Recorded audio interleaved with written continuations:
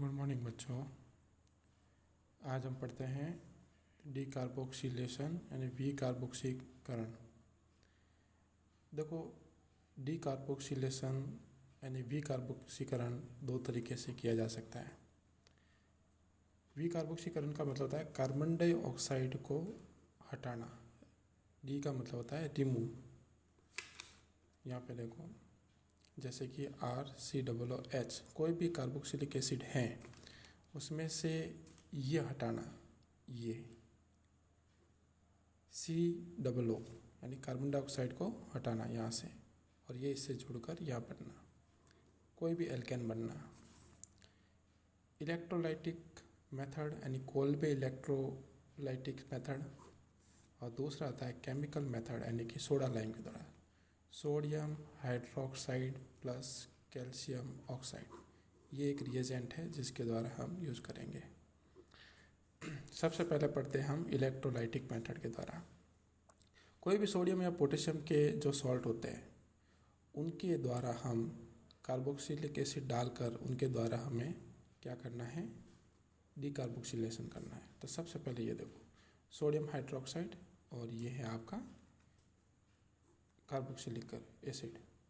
ये एक प्रकार का वीक एसिड होता है और जो टूटता नहीं है, और ये है आपका स्ट्रॉन्ग बेस। ठीक है, स्ट्रॉन्ग बेस कैसे बनता है ये आपको पता ही है, और आप इसकी pH कितनी होती है, 14। स्ट्रॉन्ग बेस है। इसके साथ जब रिएक्शन करते हैं तो ये तो है बेस और ये है आपका एसिड। एसिड बेस वाली रिएक्शन आपको पता ही है। ठीक है, वाटर प्लस सॉल्ट, तो ये यहाँ से OH और यहाँ से H निकल जाएगा, ये बन जाएगा आपके H2, और पीछे रहेगा आपके एसीटेट COO, और ये सोडियम एसीटेट। सोडियम एसीटेट की रिएक्शन इस तरह से है। अगर हम दो सोडियम एसीटेट की क्रिया अगर जैसे वाटर के अंदर डालकर इलेक्ट्रोलाइटिक यानी कि इस तरह से ऐसे दो इलेक्ट्रोड लगाते हैं, एनोड और कैथोड, और उसके अंदर अगर कोई भी विद्युत धारा प्रवाहित करते हैं, यहाँ पर ले लिया हमने सोडियम एसीटेट और पानी के अंदर डाल के, तो हमें ये प्रोडक्ट हमें मिलेगा, ये वाला। ये देखो, ये है सोडियम एसीटेट, ये वाटर इलेक्ट्रोलाइटिक, इसके अंदर इलेक्ट्रिक प्रवाहित करने पर सोडियम हाइड्रोक्साइड, इसमें से निकलेगा आपके हाइड्रोजन, कार्बन डाइऑक्साइड, और ये हो गया आपके एल्केन। तो एल्केन मिलेंगे यहाँ पर। ठीक है, यहाँ पर कोई भी हो सकता है, यहाँ पर कोई भी हो सकता है। यहाँ पर आपके CH3 हो सकता है, CH3 CH2 भी हो सकता है, या कोई भी बेंजीन हो सकता है, कोई भी हो सकता है यहाँ पर। ठीक है, अब देखो यहाँ पर ये मैकेनिज्म है इसकी। सबसे पहले हम जैसे ही इसके अंदर सोडियम एसीटेट डालते हैं तो ये टूट जाता है इस तरह से, समझा आप। टूटने के बाद में देखो, इसके पास में एक्स्ट्रा इलेक्ट्रॉन है, ये माइनस है। ये इलेक्ट्रॉन किसका है, सोडियम का, जो इसने ले लिया है। यहाँ से यू इलेक्ट्रॉन ले लिया इसने, यहाँ से, समझा आप। जल भी इसके अंदर कैसे टूटेगा, ऐसे। ठीक है, इस तरह से। अब देखिए, जो भी आपके एक्स्ट्रा इलेक्ट्रॉन है वो सब कहाँ जाएंगे, इलेक्ट्रॉन कौन लेता है, आपके एनोड। एनोड हमेशा इलेक्ट्रॉन को लेता है यहाँ से, और ये इलेक्ट्रॉन घूमते हुए सीधा कहाँ आएंगे, इसके पास, और ये है कैथोड। कैथोड इलेक्ट्रॉन को लेगा, ये इलेक्ट्रॉन को निकालेगा यहाँ से। तो सबसे पहले ये देखो, जिसके पास एक्स्ट्रा इलेक्ट्रॉन है, ये देखो एसीटेट, तो ये एसीटेट एनोड के पास जाएगा, इसके पास, और इसको ये देखो इलेक्ट्रॉन दे दिया, ये निकाल दिया यहाँ से। तो इसके पास में एक तो मुक्त मूलक रहेगा, इसको बोलते हैं मुक्त मूलक, फ्री इलेक्ट्रो। ठीक है, ये इलेक्ट्रॉन निकाल दिया, ये इलेक्ट्रॉन गया इधर। यहाँ डबल रिएक्शन ही है, 2 इसलिए है, 2 इलेक्ट्रॉन निकाले। अब देखो, ये जैसे ही फ्री रेडिकल जो है ये यहाँ पर बना, यहाँ पर आपके होमोलाइटिक होगा, समवितलन। ये भी इलेक्ट्रॉन ले लेगा अपना, और ये भी अपना इलेक्ट्रॉन ले लेगा, इस तरह से बनेगा, ये देखो। और ये कार्बन डाइऑक्साइड, आपको पता है इसका डेल एस ज़्यादा होता है एंट्रोपी। अब ये भी दो हैं, दोनों के मुक्त मूलक आपस में जुड़ जाएंगे और यहाँ पर ये बन जाएगा। कैथोड की रिएक्शन देखते हैं। कैथोड की रिएक्शन के अंदर अगर अपन देखते हैं कि जहाँ से इलेक्ट्रॉन निकले हैं, ये दो इलेक्ट्रॉन, यहाँ से ये इलेक्ट्रॉन निकले, ये निकले हुए इलेक्ट्रॉन कहाँ आएंगे? कैथोड पर। कैथोड के ऊपर देखो यहाँ पर ये आपके है जल जो टूट गया था यहाँ से, ठीक है। ये भी क्या होगा? डबल। ये भी क्या होगा आपके? डबल, यहाँ से। तो इस तरह से आप यहाँ से दो इलेक्ट्रॉन इसने ले लिए, जो इलेक्ट्रॉन इसने निकाले थे, यहाँ से निकल के यहाँ आए, दो इलेक्ट्रॉन ले लिए और ये इस तरह से बढ़ा दिया। ये इस तरह से लिखा जाता है, जो बाहर रिमूव हो जाएगा। अब देखो यहाँ पर आपके एक तो रह गया है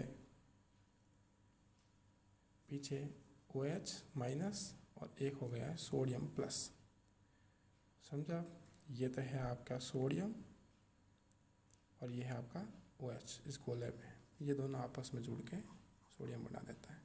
तो देखो दो सोडियम, ये देखो यहाँ पर दो सोडियम, एक H2, ये देखो एक H2, कार्बन डाइऑक्साइड 2, ये देखो यहाँ पर 2CO2 बार, ये CO2 बार, ठीक है। और ये RR जो पीछे बच गया था, मैंने कहा था यहाँ पर कोई भी R की जगह पर CH3 हो सकता है, तो मैंने इस जगह पर इस रिएक्शन में इस R के जगह पर CH3 लिया था। तो ये देखो प्रोडक्ट बन गया। तो इस तरह से आपके प्रोडक्ट बनते हैं। इसी के साथ एक और देखो, ये तो हो गया आपके इस तरीके से कोल्बे इलेक्ट्रोड के द्वारा। अब आता है आपके सोडा लाइम के द्वारा। तो ये देखो सोडा लाइम के द्वारा हमने यहाँ पर रिएक्शन लिखी हुई है, CH3COOH सोडियम प्लस, इस तरह से ये रिएक्शन। सोडा लाइम के अंदर हमेशा ध्यान रखना, इसका जो रिएजेंट है वो sodium hydroxide plus calcium oxide है, ठीक है। मैंने यहाँ पर ये देखो यहाँ लिख लिया था मैंने, ये देखो इस तरह से। आपको पता है ज़्यादा स्टेबल, इससे पहले वीडियो बनाया था मैंने कि सोडियम अगर है और कार्बोनिल अगर है तो वो क्या बनाएगा? Sodium carbonate. और पीछे क्या बनाएगा? इस रिएक्शन के अंदर देखो मैंने यहाँ पर एक बेसिक नॉलेज लिखा हुआ है। यहाँ पर देखो, यहाँ पर इस मॉलिक्यूल सोडियम एसीटेट के अंदर दो कार्बन थे, लेकिन जैसे ही प्रोडक्ट बना तो इसके अंदर एक ही कार्बन है CH4 के अंदर, ठीक है। तो इसे अपन क्या बोलते हैं? श्रृंखला का अवरोहण। अवरोहण का मतलब होता है घटना, यानी कि डिसेंट ऑफ चेन। दो कार्बन थे, एक कार्बन। जब कभी भी ऐसे रिएक्शन, जैसे कोई भी ऐसे रिएक्शन आपको दिखे जिसके अंदर कार्बन घट रहे हैं प्रोडक्ट के अंदर, तो हमेशा कौन सा रिएजेंट लिया जाता है? Sodium carbonate. मैंने यहाँ पर लिख लिया है, आप वीडियो को स्टॉप करके भी देख सकते हैं। फॉर एग्जांपल ये देखो, ये है आपका एल क्लोरो एथेन और यहाँ पर क्या बना आपके? क्लोरोमेथेन, ठीक है। इसमें दो कार्बन है, इसमें एक कार्बन रह गया। तो ये एक प्रोसीजर, यहाँ पर किसी भी रिएजेंट के द्वारा हमने इसको कार्बोक्सिलिक में बदला, दो कार्बन थे, ये दो कार्बन है। इसको फिर यहाँ से देखो कार्बोक्सिलिक एसिड को हमने सबसे पहले देखो मेथेन में बदला, तो ये देखो एक रिएजेंट लिया हमने यहाँ पर, ठीक है। ये सोडा लाइम, यहाँ पर सोडा लाइम ले लिया और फिर इसको देखो एक कार्बन बदला और फिर किसी भी मेथड के द्वारा हमने, बहुत सारे मेथड है उसके द्वारा इसमें बदला। तो इस तरह से यहाँ देखो, अब ऐसे भी देखो, यहाँ कार्बन देखो एक था, वैसे तो एक कार्बन, दो कार्बन, 3 4 5 6 कार्बन होते हैं बेंजीन में और एक 7, लेकिन जैसे ही हमने इस रिएजेंट का यूज़ किया तो ये देखो सोडियम कार्बोनेट में कन्वर्ट हो गया और यहाँ से कार्बन की क्या हो गई? कमी हो गई, यहाँ से कार्बन हट गया। कुल मिला के इसका यूज़ होता है कि किसी भी रिएजेंट के अंदर कार्बन की कमी करना, ठीक है। मैकेनिज्म आपको समझ में आ जाएगी। ये इस तरह से टूटेगा। सार की प्रेजेंटेशन के अंदर जब कभी भी कोई भी कंपाउंड टूटता है तो वो हमेशा एक ही डायरेक्शन में चलता है, वो रिटर्न नहीं आएगा, वो वापस जुड़कर इसमें नहीं बदलेगा सार के प्रेजेंटेशन में। ये ज़रूर ध्यान रखना। अब देखो ये टूटा, ये बना आपके, यहाँ पर माइनस था और ये आपके कार्बोनिल है, इसने इसको इलेक्ट्रॉन दिया, ये बना माइनस। देखो आज तक कार्बन के ऊपर हमेशा क्या आया प्लस, लेकिन यहाँ आया है माइनस। सबसे अधिक स्थायी मैंने यहाँ पे लिखा है, सबसे मोर स्टेबल प्रोडक्ट है ये, ठीक है। आवेश है इसके ऊपर, लेकिन कार्बन के ऊपर प्लस होता है, कार्बो कैटायन बनता है, यहाँ कार्बो एनायन बना है, कार्बो ऋण आयन। और देखो इसमें से ये निकल गया आपके कार्बन डाइऑक्साइड, ठीक है। तो इस तरह से देखो मोर स्टेबल है, ये जल के अंदर से हाइड्रोजन लेगा, लेने के बाद में ये प्रोडक्ट बनेगा, यहाँ से OH निकलेगा, OH और यहाँ से OH क्या हो गया आपके, यहाँ से जोड़कर सोडियम हाइड्रोक्साइड।